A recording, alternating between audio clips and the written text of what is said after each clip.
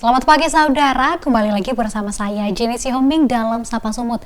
Saudara, pagi ini kita akan membahas seputar kesiapan KPU Medan jelang Pilkada serentak pada 27 November nanti. Dan hari ini sudah hadir bersama kita Ketua KPU Medan, Mutia Atikah. Langsung saja kita sapa. Halo Kak Mutia, apa kabar nih Kak?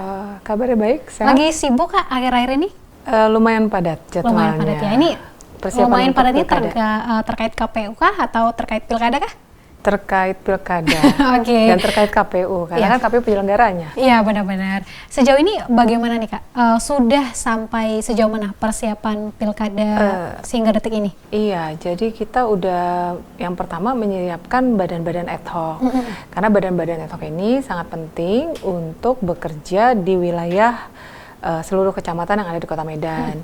Yang sudah kita bentuk adalah badan ad hoc ya. Pertama kemarin PPK, ada 105 PPK yang telah dibentuk, telah dilantik dan nanti bertugas menjadi membantu tugas-tugas KPU untuk penyebarluasan informasi atau secara teknis ya juga nanti mereka bekerja disebarkan di 21 kecamatan yang ada di Kota Medan. Itu yang pertama. Kemudian kita juga sudah membentuk badan ad hoc lainnya yaitu PPS. Di kelurahan-kelurahan nanti mereka PPS ini akan bekerja membantu PPK dalam rangka penyelenggaraan pemilihan kepala daerah 2024. Dan ini ada sebanyak 453 ya PPS? Ada 453 PPS untuk wilayah Medan. Di wilayah Medan nanti akan menyebar di 151 kelurahan di Kota Medan. Kota Medan gitu. Nah, kalau misalnya dibandingkan nih, ini 2019 kan tuh ada pilkada juga ya Kak? 2020. Oh, 2020 gitu. Ini kalau di bedanya ini apa nih yang jadi pembeda gitu antara pilkada di 2020 dan juga nih 2024 gitu? Kayaknya yang paling sangat berbeda itu mungkin situasinya pada saat itu ya.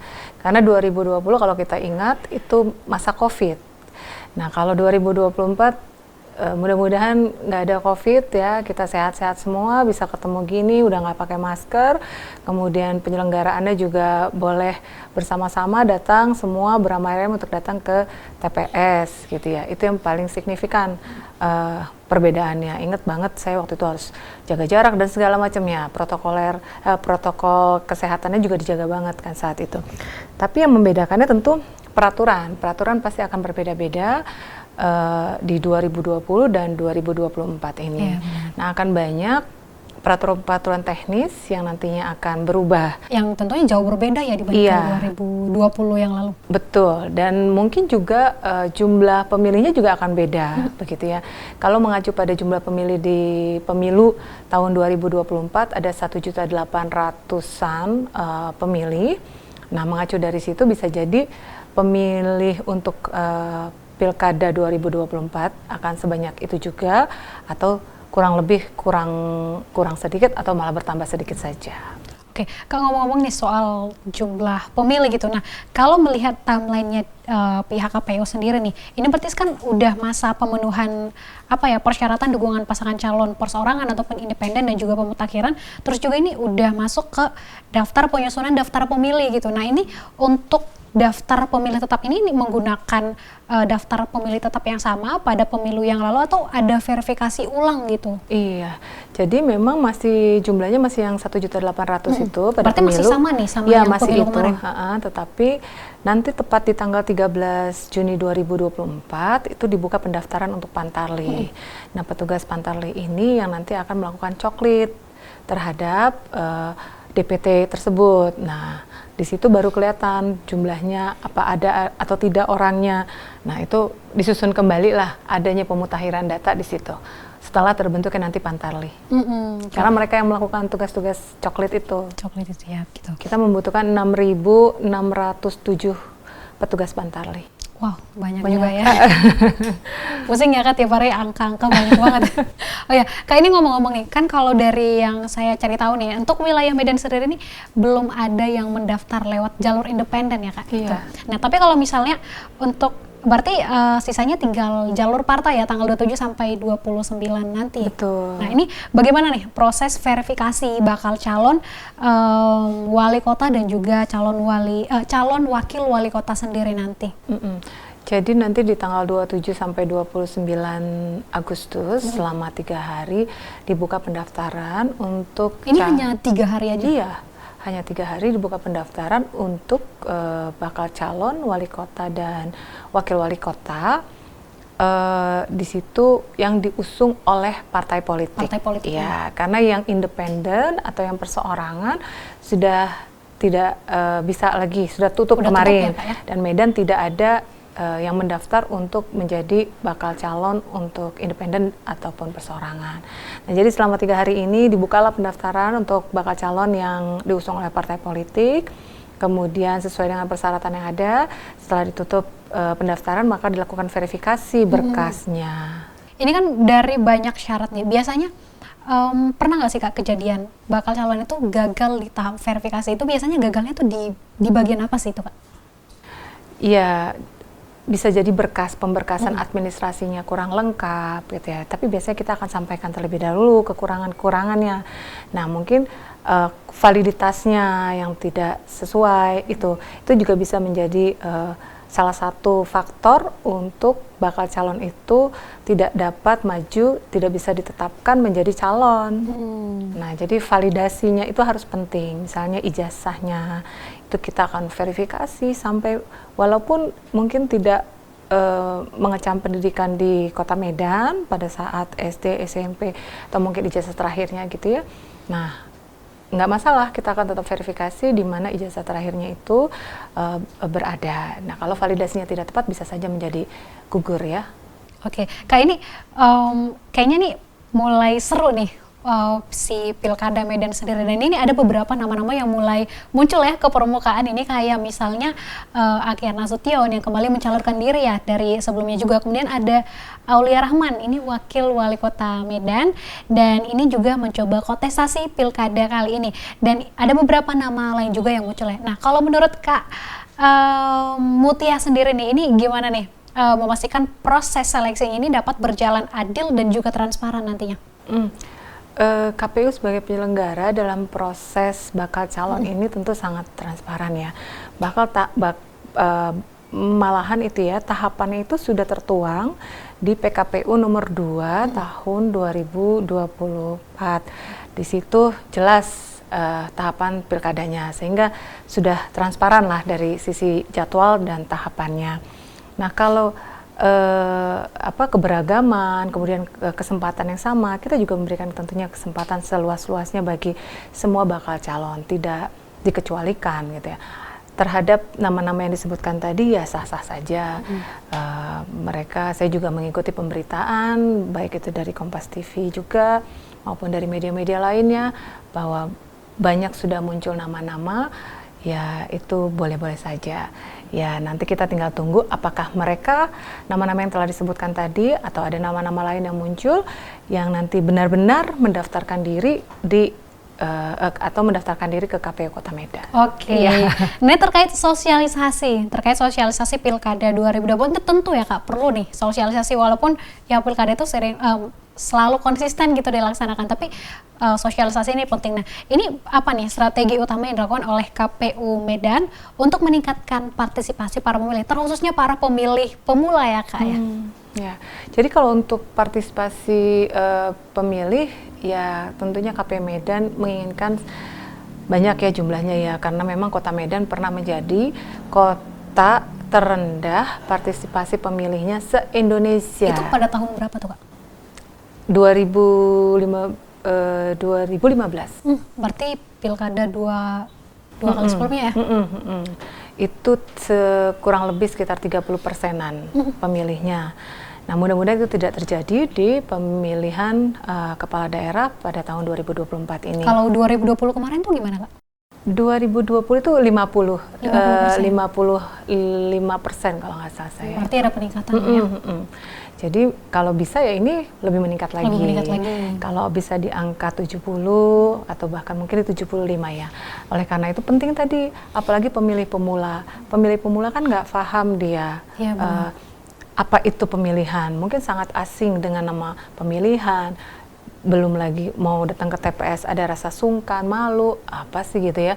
Nah, itu memang kita akan lakukan sosialisasi dengan menggandeng berbagai macam lembaga yang terkait dengan pemilih pemula, dan juga kita akan langsung turun ke sekolah-sekolah yang potensi siswanya udah potensi untuk menjadi pemilih di 2024 ini. Tapi kalau misalnya kita perhatikan lebih jauh lagi nih Kak, kira-kira apa sih penyebab masyarakat Kota Medan sendiri ini tingkat partisipasinya tuh cukup rendah ya kalau dibandingkan dengan daerah-daerah lainnya gitu. Padahal ini kan Kota Medan begitu.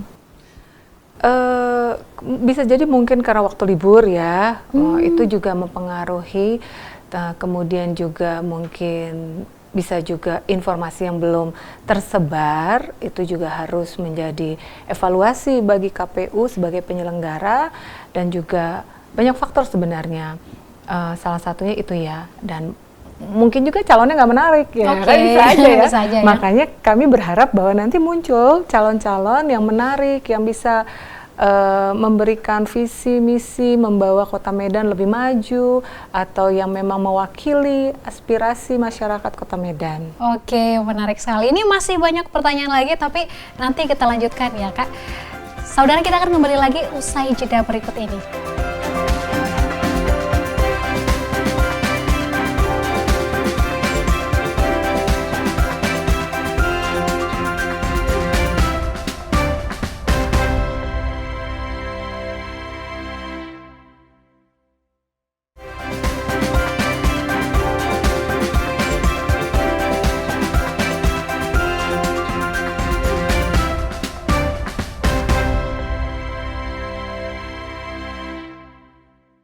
Saudara, kembali lagi bersama saya Jenny Sihombing dalam Sapa Semut.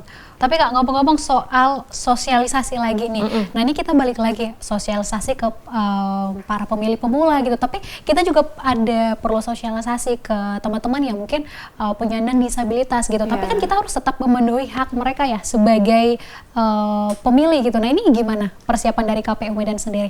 Iya, jadi disabilitas ini juga kan warga negara yang punya hak pilih. Iya, benar. Jadi harus diperhatikan, mau dia jumlahnya signifikan, tidak signifikan, mereka harus dipenuhi karena mereka adalah warga negara yang punya hak pilih.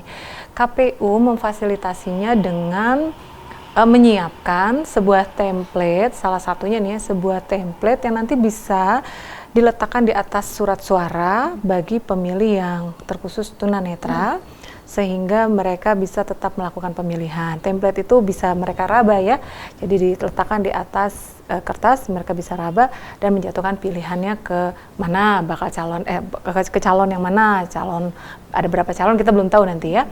Nah, itu salah satu fasilitas atau bentuk KPU menyelenggarakan pemilu untuk memfasilitasi disabilitas gitu.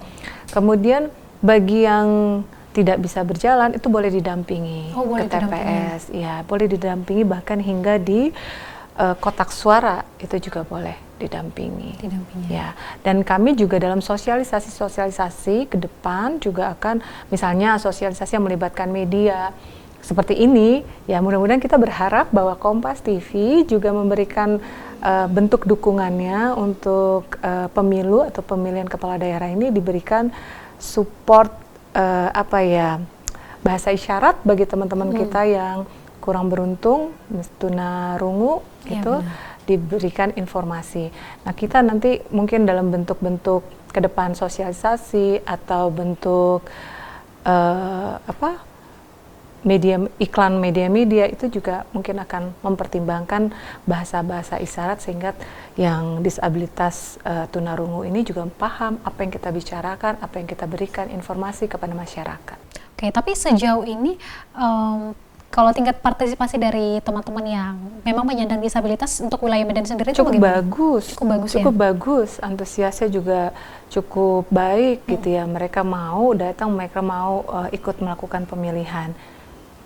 Oke, Kak, sejauh ini nih, nah tahapan penyelenggaraan pilkada ini kan tentu berjalan sesuai peraturan perundang-undangan ya gitu. Dan ini apa saja tantangan yang mungkin dihadapi sama pihak KPU sendiri nih terhadap mungkin regulasi ini ataupun cara, dan ini dari KPU sendiri gimana nih cara mengatasinya?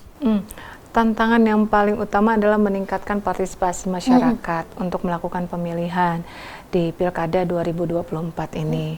Kemudian yang kedua adalah agar dapat tersebar luas informasi terkait Pilkada dan aturan-aturan yang berlaku di pemilihan kepala daerah ini. Itu menjadi sebuah tantangan. Kemudian yang ketiga adalah kami ingin badan-badan ad hoc yang menjadi perpanjangan tangan dari KPU, terkhusus KPU Kota Medan, itu bisa bekerja maksimal, meminimalkan human error. Belajar dari pemilu kemarin, ada beberapa human error yang terjadi oleh badan-badan ad hoc di tingkatan PPK, PPS, bahkan di tingkatan KPPS. Nah, itu kita minimalkan ya untuk pilkada ini, sehingga tidak ada lagi maunya pilkada berjalan itu lancar, kemudian pilkada cukup sekali pencoblosan, meminimalkan pencoblosan ulang ya. Pencoblosan ulang ya. Pemilu kemarin di Kota Medan itu ada 2 TPS, 2 kelurahan ya yang terjadi pemungutan suara ulang. Terus ini ngomong-ngomong, itu kan kemarin ada 2 TPS ya Kak, pemungutan suara ulang gitu. Nah ini gimana antisipasinya untuk pilkada kali ini? Iya, KPU Kota Medan sudah menyiapkan bimbingan teknis yang optimal, orientasi tugas yang kali ini lebih lama begitu ya. Kalau mungkin beberapa waktu lalu hanya makan waktu 2-3 hari, kita mau optimal dan diberikan banyak muatan, sehingga itu tadi salah satu cara untuk meminimalkan human error, kesalahan-kesalahan, ketidakpahaman terhadap aturan-aturan yang sedang berlaku untuk Pilkada 2024. Oke, Kak nih balik lagi nih ke pembahasan yang tadi ini, ngomong-ngomong soal PPS nih. Nah ini kan ada 453 anggota PPS ya yang udah dilantik ya Kak menjelang pilkada ini sendiri. Nah terus ini bagaimana nih proses pembekalan untuk memastikan bahwa para anggota PPS ini memang nantinya dapat memenuhi tugas dan tanggung jawab mereka? Ya, kita berikan orientasi tugas, bimbingan teknis yang full, penuh, artinya dia tidak lagi banyak tenggat waktunya. Kemudian nanti ada kelompok-kelompok yang kelompok-kelompok diskusi, dan kita juga akan lebih banyak simulasi-simulasi gitu ya. Kalau udah simulasi biasanya itu lebih melekat ketimbang kita berikan teoritis. Kalau simulasi kan, oh ya kemarin saya ingat ya ini, itu akan lebih mudah diingat oleh PPS atau badan-badan ad hoc petugas perpanjangan dari KPU Kota Medan. Oke. Kak, kalau dari yang saya perhatikan nih, ini biasanya setiap kali ada pemilu, ada pilkada, pokoknya ada kontestasi pemilu gitu. Ini biasanya yang paling bergesekan keras, yang paling memberikan pertentangan ini adalah para pendukung pasangan calon gitu. Nah ini bagaimana nih antisipasi dari pihak KPU sendiri nanti kalau misalnya ada gesekan antar pasangan calon? Iya, saya pikir semua masyarakat Kota Medan tidak terkecuali ingin kelancaran pemilihan kepala daerah, dan KPU sebagai lembaga yang melaksanakan penyelenggara pemilu, terkhusus pemilihan kepala daerah ini tentunya sudah bersiap untuk menggandeng stakeholder lainnya, yaitu Polres ya, pihak Polrestabes Kota Medan, kemudian juga Polres Belawan, kemudian pihak Kodim itu juga menjadi stakeholder untuk terkait dengan pengamanan kalau terjadi pergesekan. Saya tidak berharap ada pergesekan. Semoga semuanya sesuai dengan aturan saja, kemudian tidak ada pergesekan, lebih asik kayaknya adu strategi daripada adu otot gitu ya. Benar-benar. Nah, ini pertanyaan terakhir nih dari saya, tapi singkat aja nih. Pesan, harapan, dan juga yang ingin disampaikan kepada masyarakat, para pemilih di Kota Medan, terus pencegahan hoax dan juga politik uang. Ya, kalau politik uang memang tidak dibolehkan. Di dalam undang-undang juga tidak dibolehkan. Ini dari KPU Kota Medan ya? Iya. Jadi di dalam undang-undang pemilu juga tidak dibolehkan. Di dalam undang-undang pemilihan kepala daerah juga tidak dibenarkan ada politik uang. Ini merusak demokrasi. Jadi yang harusnya kita sudah punya pilihan, kalau ada politik uang kan, di dalam politik uang kan ada pesan yang disampaikan ya. Pilih saya misalnya gitu, pilih pasangan calon ini. Nah, itu sangat merusak demokrasi. Oke. Saya pikir. Oke, ini pesan ya buat teman-teman, jangan politik uang ya. Jangan politik uang. Jangan diikutin. Oke, makasih Kak Mutia udah mau diundang ke Kompas TV, dan itu dia perbincangan saya dengan Ketua KPU Kota Medan terkait kesiapan KPU jelang Pilkada November mendatang. Semoga informasi tadi dapat bermanfaat bagi kita semua. Saya Jenny Sihombing, mewakili seluruh kru yang bertugas, pamit undur diri dari hadapan Anda. Sampai jumpa di Sapa Sumut selanjutnya hanya di Kompas TV, independen terpercaya.